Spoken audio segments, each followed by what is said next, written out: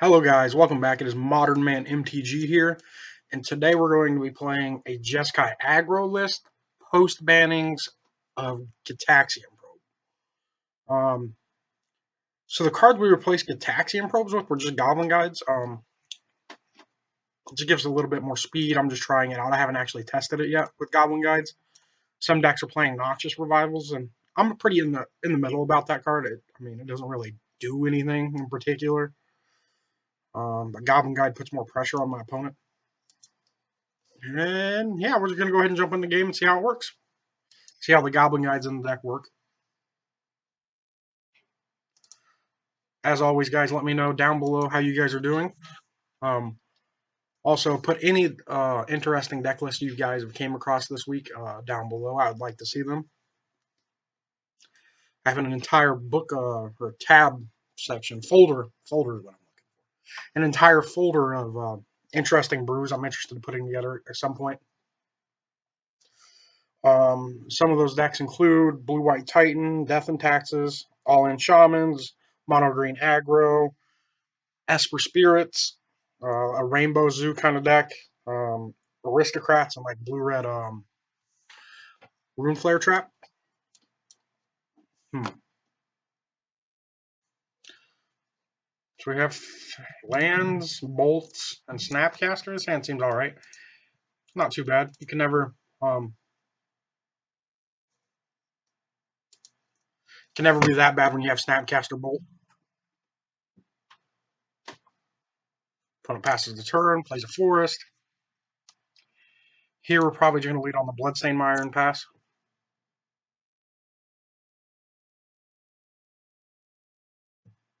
Opponent plays an island and passes. So we're going to crack our Bloodstained Mire.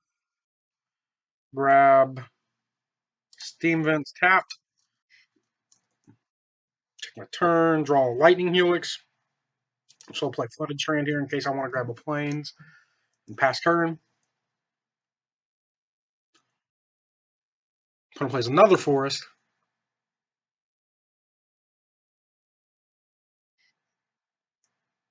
Plays Elvish Archdruid. So my opponent's on like a blue-green Elf Brew, it seems. I'm okay with that. So here we'll just fire off a Bolt on the Archdruid. Crack the Flooded Strand. Grab the Sacred Foundry tapped.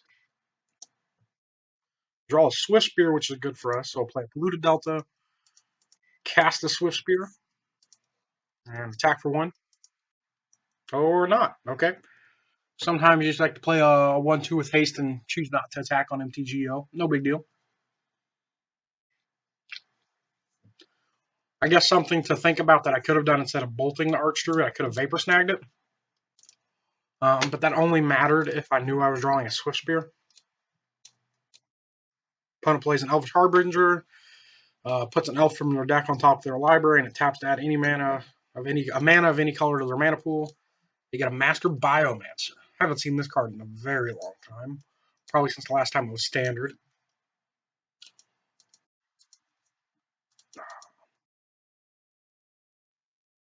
Get a Hallowed Fountain tapped. So what I think I'm going to do is I think I'm going to Vapor Snag the Harbinger. I really don't think I care if they can get another elf because it just takes one of their turns. It takes basically another entire turn from them to set that up. Opponent loses a life. I attack for 4. Probably going to fire a Helix off here as well. Just to get in 2 extra points of damage. Opponent falls to 10. Opponent casts the Master Biomancer. That's fine. That's a very good draw. So here we're going to play the Snapcaster. Flashback Vapor Snag. I'm going to Vapor Snag the Biomancer. I will also Bolt the opponent. And Mutagenic Growth for the fun of it, I guess. And looks like we're going to go to game 2 here. I just had a good amount of removal against an opponent's elf deck. That usually is good against any elf deck. in particular, or any elf deck really, not just brew elves. So I like paths here. Maybe sudden shock. I think that's about it. We don't really want deflecting palm. That's more for like infect and decks that put a lot of all their eggs on one basket, like boggles and things like that.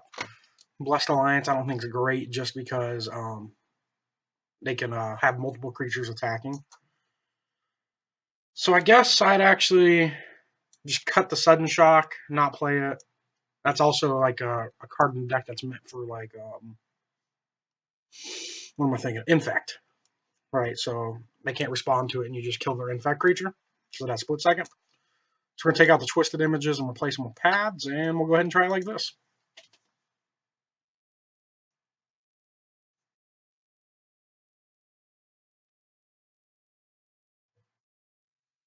This hand seems very good. We have Goblin Guide on turn 1,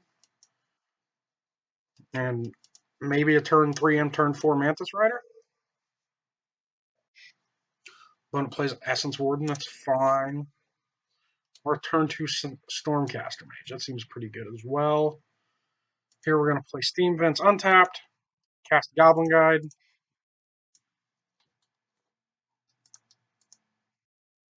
go to combat, attack for 2, reveal a Fathom Mage. Okay, my opponent really is on the blue-green brew here.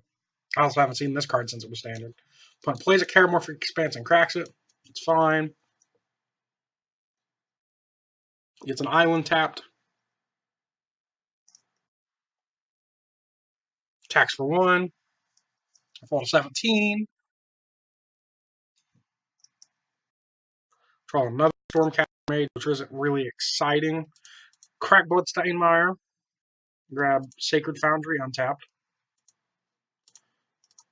Cast the first Stormcaster Mage. Attack for 3. Or reveal a Sage of Hours. Heroic, whenever you cast a spell. So, Heroic, 2 mana on 1/1. Whenever you cast a spell, it targets Sage of Hours, put a +1/+1 counter on it. Remove all +1/+1 counters from Sage of Hours. For each 5 counters removed this way, you take an extra turn. Card seems pretty good. Surprised I actually haven't seen this card more in EDH. Huh. Interesting. I've never seen this card before. Huh. Neat. Opponent plays an Elfish Archdruid. That's fine. Because now if we draw a land, which we still need, we could go land, bolt, or land, Stormcaster Mage, and then bolt the Essence Warden. Or not the Essence Warden, Elvish Archdruid, rather. I did draw the land. I'll crack the Polluted Delta. And get an island here. Because we're getting a little low on life. Cast Stormcaster Mage. Bolt the Elvish Archdruid.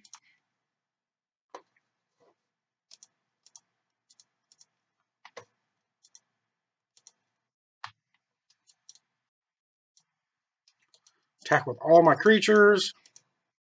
Reveal, draw the opponent a forest. We'll go ahead and fire off Mutagenic Growth here as well, just to get those extra points of damage in. Opponent falls to 9. Opponent plays a forest. Forest I drew. They drew off the Goblin Guide. Plays another Elvish Archdruid.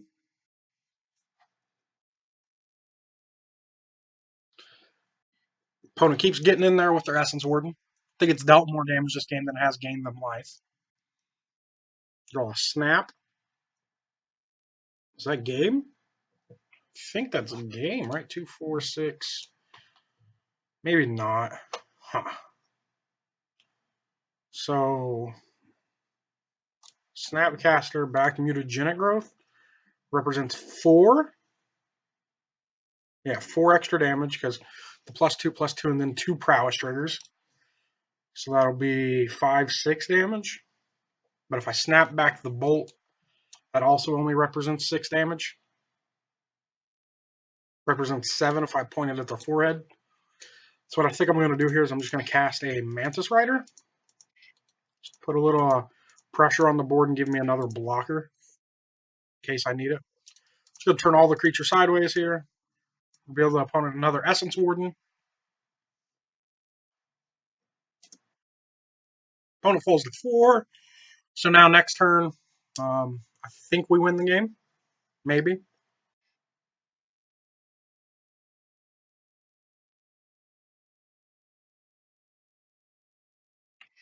Opponent casts their Essence Warden. Gain a life, it goes 5. Cast Fathom Mage. Gain another life, go to 6. 7, because they gain 2 life now. Oh boy. Imperious Perfect, they go to 9.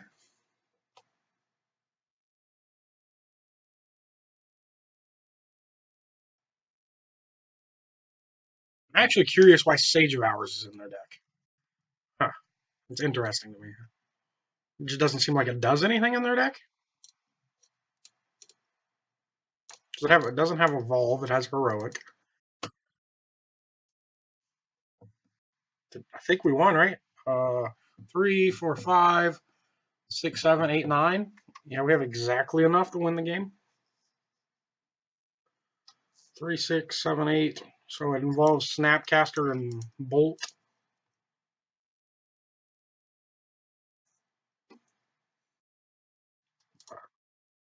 Snapcaster back to the...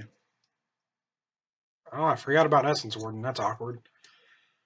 Hold on. Now I got to do some math here.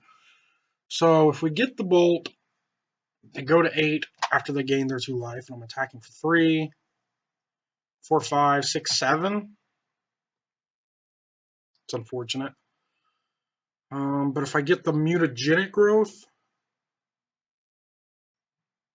I'm attacking for 3, 4, 5, 6, 7, 8, 9. So they fall to 2. I think that's what I'm going to do. I think I need the block. I think that's more important right now. And this way I can cast a Goblin Guide. It's the block on the second main phase.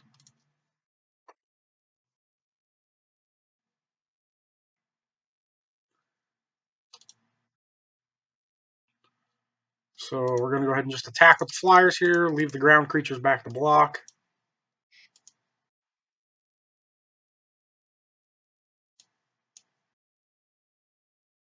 Yeah, my opponent would have went to 1 if I would have flashed back the Bolt, unfortunately. So just cast Goblin Guide and pass. Hope next turn we can kill the opponent. Well, if my opponent just attacks with everything, I lose, right? All the creatures that they can attack with, rather. Because I could only block 4, and they have 5.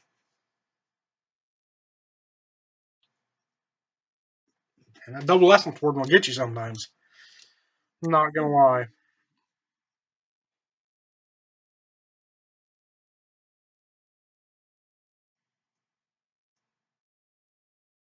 Maybe I can try Boros Charms in the deck as well.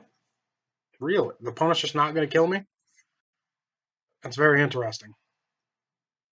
Choice by the opponent. Yeah, sure. I mean, I think my opponent just wants to have fun with their deck is what they're doing. Just trying to see what they can do here. I'm definitely dead next turn.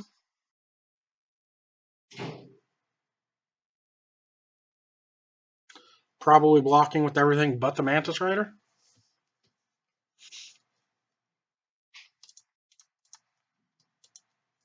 That way, just so I can maybe have the chance to come back and win. Draw another Mantis Rider. And that's it. We're going to go to game 3 here against blue-green elves here. Telling you guys, I know you guys like to see the mainstream decks, but brews are good, man. I mean, these are good ideas how to build different decks and whatnot. Keep you guys coming back, watching more videos, you know.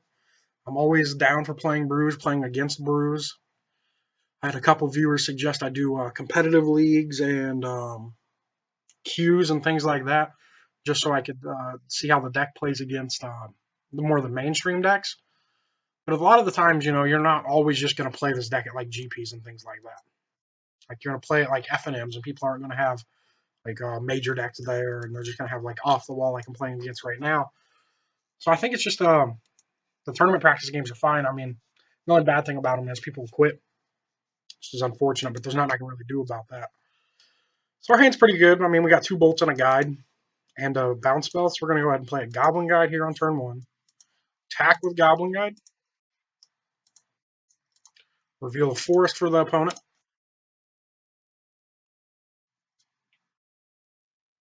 Opponent plays Terramorphic Expanse. So something I'm going to recommend that I recommend if I see my opponents doing it, play all basic lands with matching arts, just for the fact that this gives extra information if your arts don't match. Just get a suggestive hint I always give if I see it, if I notice it in the game. We'll go ahead and play another Spire Bluff Canal. Attack for 2 here. So what I was talking about Boros Charm earlier was, let me know down below if you guys think I should be playing Goblin Guides or Boros Charms. I just thought about it last game, or yeah, the last game I played, that I could have played Boros Charms, and it's another spell and another burn spell. So that's an interesting thought. Opponent plays Manor Elves, that's fine. Probably going to Vapor Snag it, just to keep them down on some tempo. Draw a 3rd bolt. Okay, that's good. Go ahead and attack with Goblin Guide. Reveal the opponent's Terramorphic Expanse. Opponent falls to 13, a pass. Opponent plays the forest. Plays their Llanowar Elf again, that's fine. Cast an Elvish Mystic, that's fine.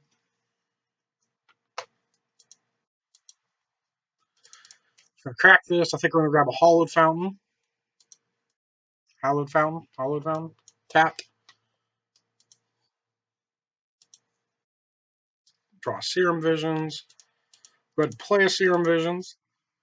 Mantis Rider Vapor Snag. I'm interested in the Vapor Snag, but I don't. Actually, it doesn't matter because I drew a Mantis Rider. I'm going to cast said Mantis Rider here.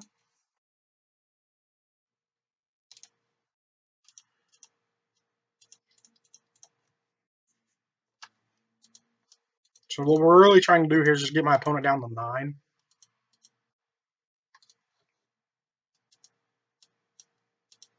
Just so I can fire off these 3 bolts in my hand. They take it and go down to 8. Well, I think the opponent might be just dead here. Caster Frogling, huh? It's a very interesting art. Yeah, sure. That's fine. Give your thing Shroud if you would like. 3/3 for 3 is pretty good that you can give something Shroud. Huh. Actually a pretty good card.